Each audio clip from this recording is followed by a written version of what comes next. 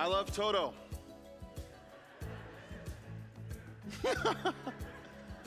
It's like Buddy the Elf, you know. I love Toto and I don't care who knows.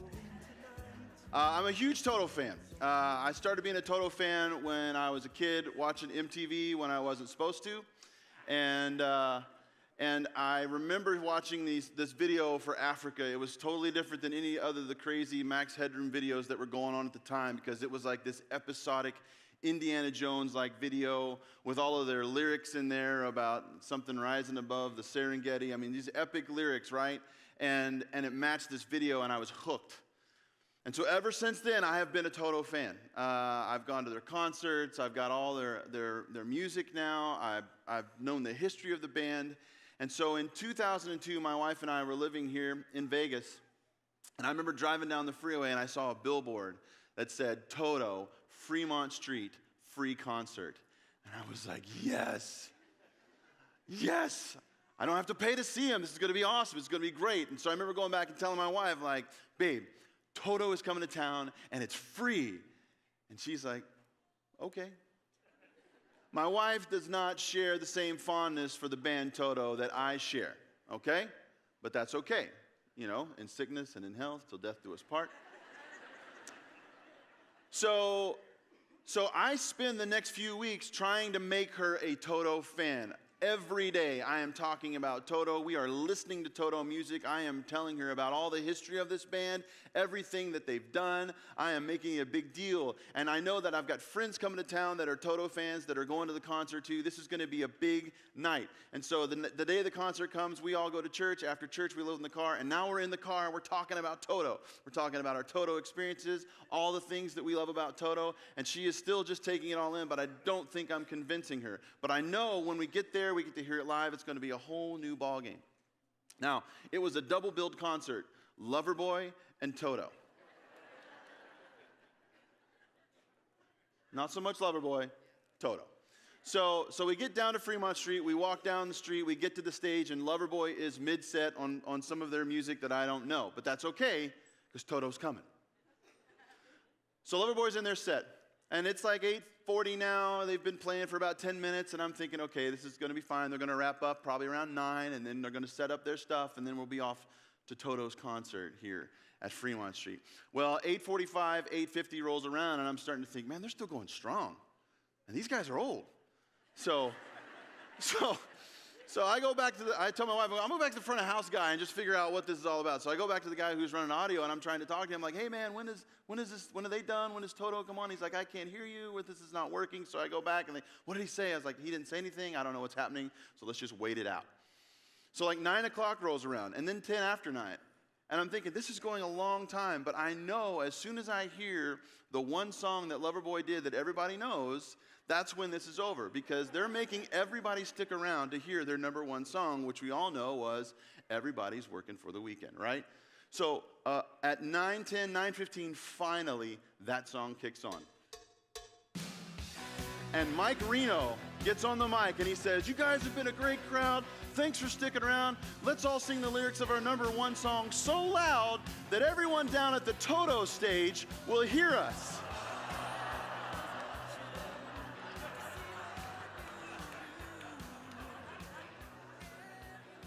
What I heard was, so that everyone down at the Toto stage will hear us. The world stopped spinning. Everything slowed down. All of that anticipation built up, and we've missed it. And so I took all of that frustration, anger, hurt, everything welling up inside of me. I grabbed my wife's hand and I said, let's go. And we Forrest Gumped it down to the next stage. And we get there just as Steve Lukather is playing his final guitar solo from Hold the Line. And I'm standing there realizing this is it. And they play the song, it finishes, they all go to the edge of the stage for the big bow, and they're like, hey, thanks for coming out tonight. You've been a great crowd. And I'm like, no, we weren't.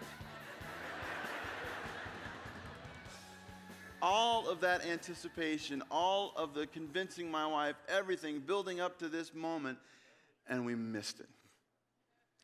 We've all been there, right? At some point in our life, we've brought someone along for an experience. We've brought someone along for some type of journey to kind of bring them to something that we know it's going to be awesome. We know it's going to be great, but then it doesn't turn out like we thought it would. We maybe even missed it, or we're filled with a little bit of disappointment because it didn't go how we thought it would go. And so I thought maybe this is a great way for us to step into 2018 well, to talk about how we deal a little bit with the hurt or the disappointment of things, or maybe when we anticipate things too much, how do we handle that? So how do we maybe navigate some of the hurt of 2017 and start to step into 2018 with a hope that we all need? So I want to use a story from the Old Testament as kind of a backstory today. So if you've got your Bibles, you can turn to Joshua 2. I know there are no blanks on the paper. I have been hearing that all weekend. I am sorry. But I hope you can find something in this that you can write down. I've got an illustration later that you can maybe write down that might help you out. But you got a clean slate to fill it, okay? But if you got your Bibles, go to Joshua 2. And I'm actually going to backtrack a little bit. You don't have to go there. I'm going to walk you through it. But there's a couple things I think help build the context of this story. We're going to talk about this woman named Rahab from the Old Testament. And her story, I believe, serves as a great backdrop for where we're headed today. So hang there in Joshua 2, and I'm going to walk you through a little bit of the history that I think is important to build the story up. So we're in the Old Testament, right? And the Old Testament is really this story of God's love for his people. All along the way, God is helping lead his chosen people, the Israelites, to the promised land. And we get all of these stories. We get stories about them making poor decisions, and there's consequences for those decisions. But God, all through it, is loving them and leading them like any good father would. There's consequences for their decisions, right? But this is the God that frees them from slavery. He pulls them out of the Red Sea, gets them through that, gives them the 10 Commandments. And now through all of this, he's had Moses as their leader, walking them through all of this. And they finally end up at the precipice, like at the foothills of the promised land that they've been promised. But now they got to wait there. They got to wait there for a little while because of some decisions that were made. So they're waiting it out, ready to go into the promised land. And Moses is there, ready to lead them in. And so Moses decides to get a good picture of this promised land. He's going to send 12 spies in to get a good idea of what they're dealing with. There's a little bit of unknown territory here. And so he sends these 12 spies in. And he sends them in, and their goal is to come back and give them information. And so real briefly here in the book of Numbers, there's a brief story of how they talk about what they saw, and they communicate it to Moses. It says this, Numbers 13:27. This is what they reported to Moses. We went to the land where you sent us. It really is a land flowing with milk and honey. And that was kind of decadent stuff back then, milk and honey. And this is kind of telling the truth about what's happening. Like there is truth to this. This place is flowing with good things. Here's some of its fruit. But the people who live there, this is where things take a turn. The people who live there are strong. And the cities that are there, they have walls, and they're very large. And we saw the descendants of Anak there. We're going to get to that in a second. But then this guy, Caleb says this. He says, wait a second. Let's not get all naysaying on it. Let's go now and take possession of the land. We should be more than able to conquer it. But these other guys, the other 10 spies, said, we can't attack those people. They're too strong for us. So they go and start to spread lies to the Israelites, kind of building up this campaign about the land they explored. They said, the land we explored is one that devours those who live there. All the people we saw there were very tall. We saw Nephilim. Now, we hear the word Nephilim a little bit in the Old Testament. Really what the Nephilim is talking about is this descendant of people that were really big. Like if you hear the story of David and Goliath, David, the little guy with the sling, knocks down the giant Goliath. Goliath was supposed to be like a Nephilim, this really big person. And so for context for us, when I think of Nephilim or I think of people like Goliath or these giants, I think of Andre the Giant. This is some context for you. These are big people, right? I'm on the brute squad. You are the brute squad. So they've got their own brute squad inside these walls. Now, they say they feel as small as grasshoppers. They feel intimidated, and that's how we must have looked to them. So 10 of these 12 spies see things that spook them and scare them, and they have no desire to go any further with it. But 2 of the spies, Caleb we heard from, and a guy named Joshua, they're ready to follow through with the promises of God. Because God said we can do this. So what are we waiting for? Why are we wasting time? If God says we can do this, why aren't we doing it? When I was a kid growing up, I went to church a lot. And my dad was a pastor, and so we went to church every weekend. And so we would go to church, and when I went to church, we would sing some songs to help us remember Bible stories. And so there was this song that talked about the 12 spies. It went like this. It said, 12 men went to spy on Canaan, 10 were bad, and 2 were good. What did they see when they got to Canaan? 10 were bad, and 2 were good. Some saw giants, big and tall. Some saw grapes and clusters fall. Some saw God rule over all. 10 were bad, and 2 were good. Yep. 41 years old. They would be so proud that to this moment, this is where it came to reality. So we got 10 bad spies and 2 good ones. And Joshua becomes a key figure, and here's why. So we know that Moses couldn't go into the promised land because of his decision he made. And ultimately, Moses ends up passing away without being able to go into the promised land.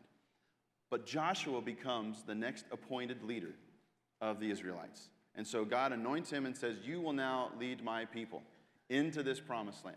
Now Joshua knows, in order to make this happen, that the city of Jericho has got to be the first city that they conquered, which is not easy. Because you see, Jericho is known as an impenetrable city. It's surrounded by 2 walls. One, the outer wall, was about 25 feet high, and then it would go up this embankment, and up the embankment there was another wall that was another 45 feet high. So everybody that saw the city was like, there's no one's getting in there. It's impossible. And not only that, they had giants on the inside, right? So they were fully protected, and everybody's thinking, we can't take this city. So Joshua wants to get clarity. So he sends an additional 2 spies. Now this is where we pick up in Joshua chapter 2. And I encourage you can follow along as I walk through it here, but you can also, like after this weekend, invest some more time in it because it's a really great story about God following through for his people. But what happens is he takes these 2 spies and he sends them in to the city because he wants to know exactly what's happening in the city before they attack. So these 2 spies go in, and the first stop they make is at a brothel. Because what happens in Jericho stays in Jericho, right?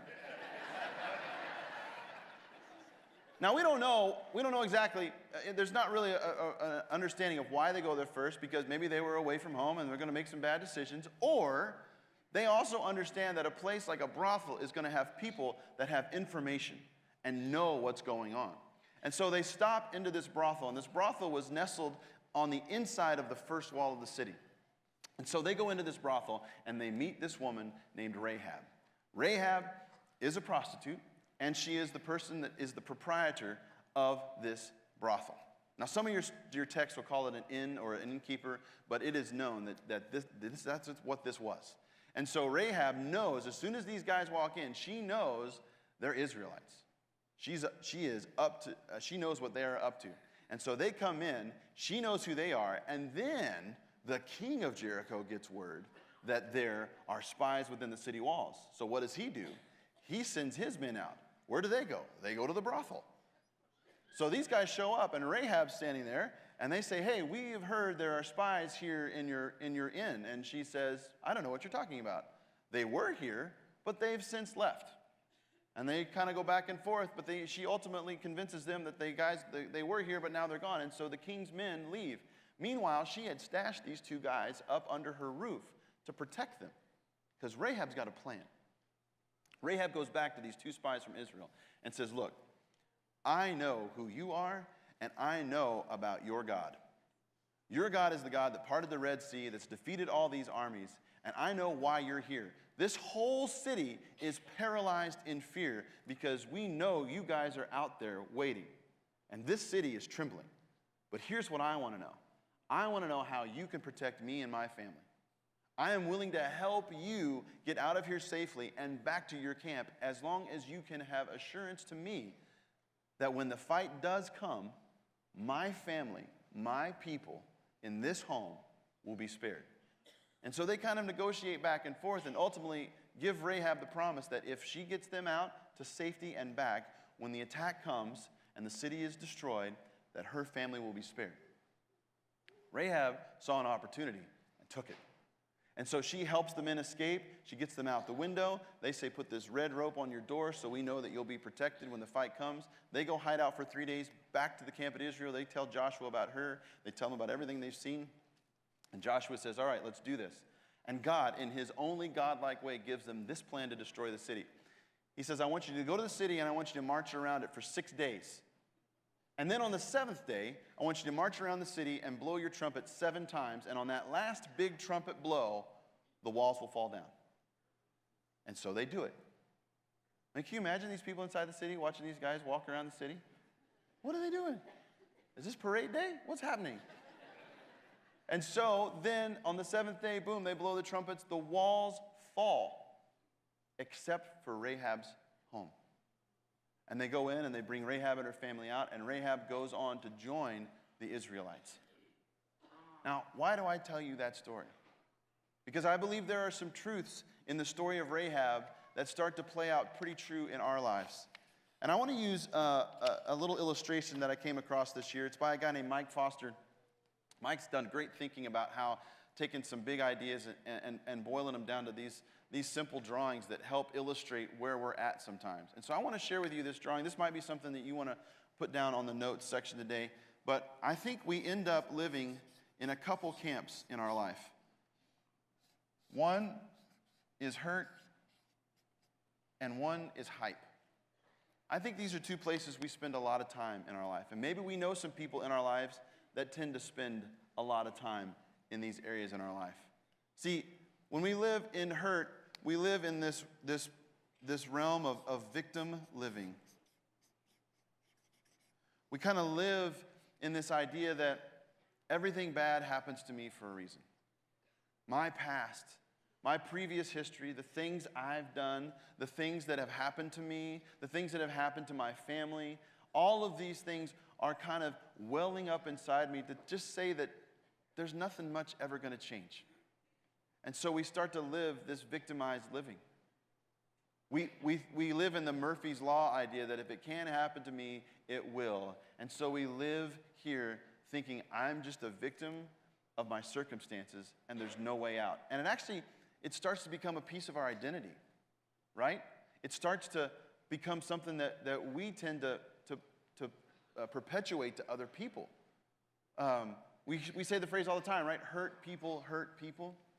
We think it's just our junk, but what happens is it starts to eke out onto other people. Brene Brown, in her book, Braving the Wilderness, has this great phrase. She says, too often, we don't feel our hurts. We just spread them around. And what she's saying is sometimes we got to dive into that hurt a little bit so that we begin to feel it and we begin to work through it versus just letting it define who we are. And while on one side we've got the hurt victim living, over here in the hype, it's kind of like vapor. Because at the end of the day, the hype's not really real, right? It's that kind of build-up of anticipation. I mean, sometimes we come across people like that, right? They're just like, hey, all right, it's going to be great. It's sunny. It's awesome. Everything's going to be awesome. This is a great day. Tomorrow's going to be even a better day. And the day after that's going to be even more awesome. And we're just exhausted. Because you're kind of like, you can't sustain that, right? Now, I'm not saying there's nothing wrong with being a person that has a positive outlook on life. I'm not condemning that. But I am saying that sometimes if you resolve yourself to just be there and you don't start pulling yourself back into reality at times and even feeling some of the reality that exists beyond the hype, you're going to set yourself up to be disappointed. Because life happens, right? So what else happens? Well, like let's go back and think about this. Let's think about Rahab. How did Rahab live in this spectrum? Well, her lifestyle alone as a prostitute, working in a brothel. I don't know how she ended up there, but you don't end up there really by accident. She was probably living this victim life. I am a prostitute. I run a brothel. What more is there for me? What more is there for my family? She was kind of caught up in this hurt in her life. And where was the hype in her life? Well, she was living in a city that she communicated to those spies that were paralyzed with fear. But what have we come to know about places that become paralyzed? That other people tend to build some propaganda around that, right? I'm sure the Jericho propaganda machine was like, hey, We don't need to worry about this, you guys. Yeah, the Israelites are out there, but guess what? We got 2 big walls.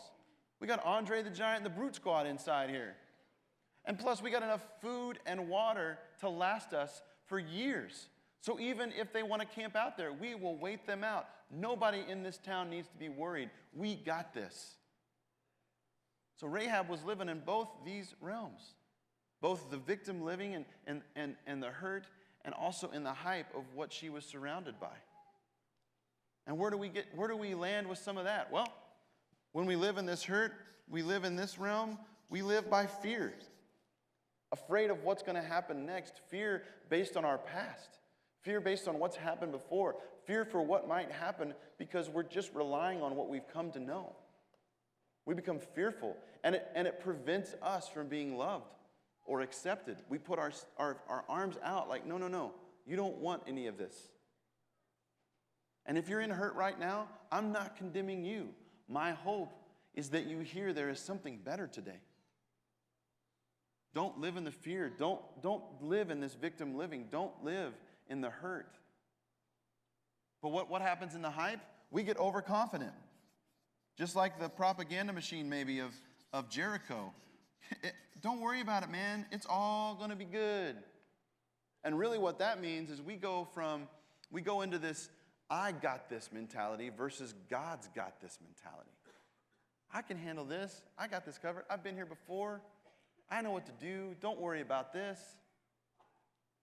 That's hype. I got to get out of that I got this and move to let God handle this. And then the final piece of this, which this whole thing right here, this idea of past versus future. And I've talked about it a little bit, but a lot of this stuff boils down to what's happened in our past. But then when we get to the future, we look at it and go, I don't know what's going to happen, but I bet it's going to be great. It's going to be the best thing ever. And don't hear me wrong. Being positive about those things is good. But when we start to get caught up in the hype of it and we're missing out on some of the reality that exists, we're fooling ourselves. I remember when my wife and I moved here for the second time just a few years ago, that we were moving here with kids now, and we thought about all the implications of that and what that meant. But I remember people who don't live here were coming up to us and going like, hey, you're moving to Vegas? Yeah. You know they got casinos there, right? Really? You know there's strip clubs and stuff there. It's not good. I've heard maybe their schools are struggling too.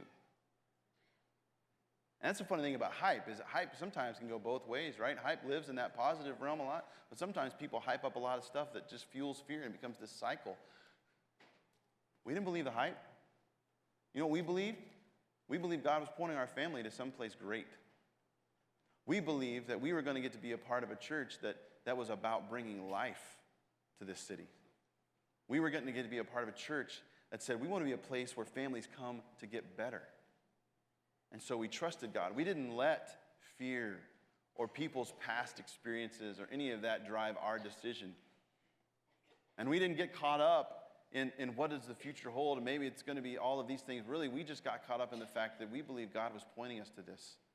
And we're going to follow through with what God is doing in our lives. Oh, thanks. That's not for me. But what brings us back? Because these two camps, they're paralyzing at points. So what brings us back to this? What brings us back to the hope that I talked about at the beginning of this message, right? Where we want to land is here. We want to land in this hope. And where hope is, it's where Jesus is. It's where Jesus is all the time, because he wants what's best for us. And he knows if our hope is placed in him, we're going to follow through with what's best. And so instead of fear and overconfidence, we embrace his peace. We're going to be at peace with this. And instead of the past or the future, we're going to live in today. And this is where we want to land. And the real question is, how do we get here? Let me tell you this. I think we need to stop placing a lot of hope in a new year and start placing our hope in Jesus. That's where all of this starts to change.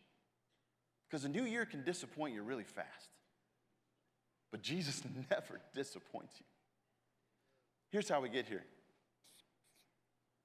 You're dealing with hurt. God's grace steps in big time. I don't care what you've done. I don't care what you've experienced.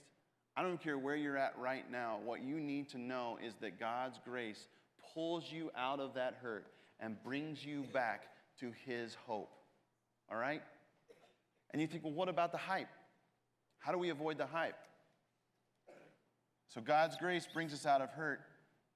God's truth is real. So when things start to kind of edge out on that side of like, I don't know if that's the best way, or I don't know if that's for real, guess what? God's truth steps back in and says, let me tell you what's real. My grace is enough. My truth is real. And my hope is for you today. Let me give you a couple examples. When we talk about this truth and hype, I want to show you this picture. At the end of last year, 2016, going into 2017, my family, we were down in Southern California. And we took an intentional time to go down to the beach and talk about what this next year was going to be for us. And we got honest about some things in our family, which was great. I mean, it was awesome. And so we commemorated this moment and said, hey, 2017, we're looking for the best year yet. I got to be honest. Probably wasn't the best year yet. There's still some difficulty, still some conflict, still some relationships that we're navigating in our family. And we're still navigating how to be better parents with our kids. And our kids are still navigating what it means to be in our family and be followers of Jesus and make best decisions possible. But even though it wasn't the best year yet, it was still good because we're learning. And what God's truth says is it's not to be bitter. I'm not going to be bitter about that. I'm not going to just put all my hope in 2017 and because it didn't turn out like I wanted, I'm just going to walk away because I got nothing left. See, that's where we get paralyzed. If all I'm putting my hope is in how great 2017 was and it wasn't great, where do I go from there? But if I'm putting my hope in Jesus, he gives me the ability to redeem any and all of those moments that didn't turn out like I thought were going to turn out. I get to redeem those things. I get to continue the work because my hope isn't placed in 2017. My hope is placed in Jesus, and his truth brings me out of that hype and brings me back to the hope that he has because he says, I am faithful to complete this good work that I have started in you. And he will do that as long as I allow his truth to bring me back to his hope. And we talk about hurt, talk about how God's grace wants to bring us out of hurt. Man, a few weeks ago, I got to hear again a message from my friend Jimmy. And Jimmy and his wife Marna, I mean, you talk about, in my life, I've never heard a greater story about God's redemptive power, about his grace pulling them from a life of addiction to substance and alcohol and bringing them out of a place that other people would say that was all intended for evil, but God has taken their story and intended it for good because they're in a city where people need to hear their story. People that are locked in the confines of addiction to be able to hear a story that said, hey, we were there too, but guess what? God pulled us out. And now they extend hope to other people that are locked into that. That is where we see God's truth and his grace come together to bring hope for new life all around us. So how do we do it? How do we get there? I wish I had something really super complicated and in-depth to share with you. But it's just simple. The first thing is this. Look up. Look up. See, a lot of times we kind of want to make things complicated. We want to think, oh, there's this whole process, this whole thing I've got to work through. But the truth is, all we have to do is look up. We have to look up to where our help comes from, and that is from Jesus Christ. I mean, you look at the Psalm 121. I look to the mountains, does my help come from here? No, my help comes from the Lord. Look at Rahab. So simple. Rahab had an opportunity. And if you look right back there in Joshua 2:9, she said to the men, I know that the Lord has given you the land. She knew where to look. She didn't know exactly where to look beyond that, but she knew where to look. She knew that the Lord was in control, and she was ready to hand over control to him. Some of you are here this weekend for the first time, maybe the first time in a long time. That's awesome. Thank you. I'm glad you're here. We're going to hopefully provide steps for you along the way. Some of you think, what is my next step? I would say your next best step is come back next weekend. Make a habit of it. Commit to the next 4 weeks through January. Come to church a little longer than you're going to go to the gym. Right? It's a new year. It's a new start. Join us for the next 4 weeks. We're going to talk about real things. Change affects all of us. Your next best step here after being here or not being here for a while or maybe for the first time is just come back. Step into this community a little bit and see what else God is going to point to you and what direction he's going to point you in. So look up. Second thing is real simple too. Act now. We wait too long sometimes, right? We kind of get in this habit of like, oh, I'll get to that tomorrow. Oh, it'll be okay. I'll get to this. The new year brings about this urgency for a lot of people, right? You know, an urgency to be healthier, to step out and exercise. There's an urgency here. So let's apply the urgency to the hope that we need. And let's act on it. Let's not waste any time. Rahab acted immediately. 2 Israelites walked into her brothel, and she saw an opportunity. And instead of waiting, I'll talk to them, maybe they'll stick around, she acted. She hid them. She talked to them about an agreement, and she moved on it in a way that saved her family, in a way that she could have never imagined. But had she not acted in the moment, it never would have happened. How are you going to act? What are ways that you're going to act? Can I tell you this? What I love about this church is our mission statement. It talks about wanting people to join Jesus and bring life. But you know what's great about it is? You don't have to have joined Jesus yet to bring life. So maybe you're still asking questions. Maybe you're still stepping along the way, figuring out who Jesus is, and that's great. That does not preclude you from being able to bring life. Step out to your neighbors. Step out to your friends. In a few weeks, there's going to be an opportunity. We're going to be talking about joining into life groups. Act on that. Join other people who are wanting to look up. As you continue to look up, you have an opportunity to act now. It's all around us. These opportunities, these chances for us to take these steps all start to point us back towards the truth and grace of Jesus that point us to hope.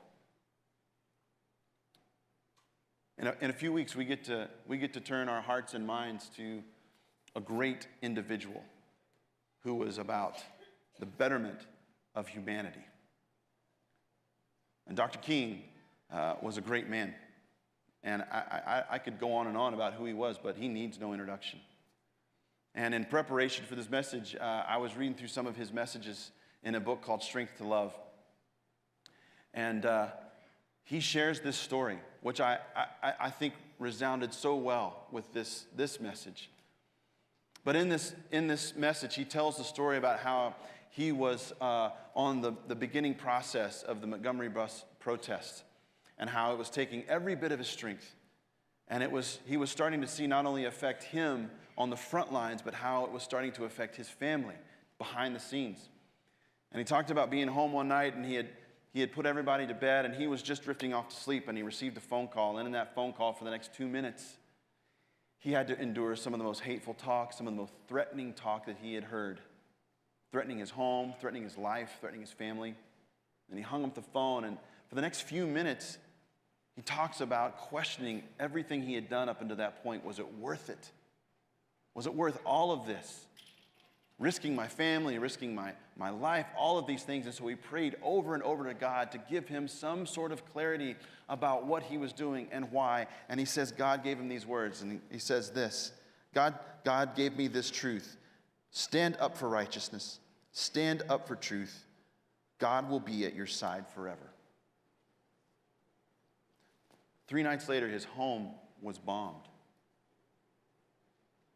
And he said when he heard the news, he received it calmly, and he had a peace about it because the words God had given him and had given him the ability to face those storms. And I want to read you just a quick excerpt from that as I close out today. He said this, "Let this affirmation be our ringing cry. It will give us courage to face the uncertainties of the future. It will give our tired feet new strength as we continue our forward stride toward the city of freedom. And when our days become dreary with low hovering clouds, and our nights become darker than 1,000 midnights, let us remember that there is a great power in the universe whose name is God, and He is able to make a way out of no way and transform dark yesterdays into bright tomorrows." Friends, as we start to wrap up this year, my hope is that we enter 2018 holding on to the hope of Jesus.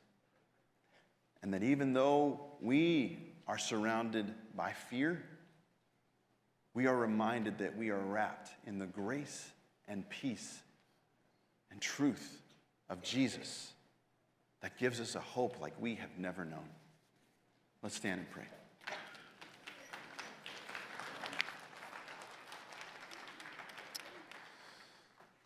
God, we look towards 2018 with anticipation, God, and it is the anticipation that is confident expectation. God, I pray we have a tendency to think wishful thinking, but God, I pray that we push the wishful thinking aside and we rely on the hope that is found in your grace and truth, and that we go into it with confident expectation that you will fulfill all that you have started in us and that you will continue to fulfill in us. We love you, Father. We thank you. And it's your name that we pray. Amen. Got people down here to pray with you, or as you leave at the corner today. Have a great week. We'll see you next week.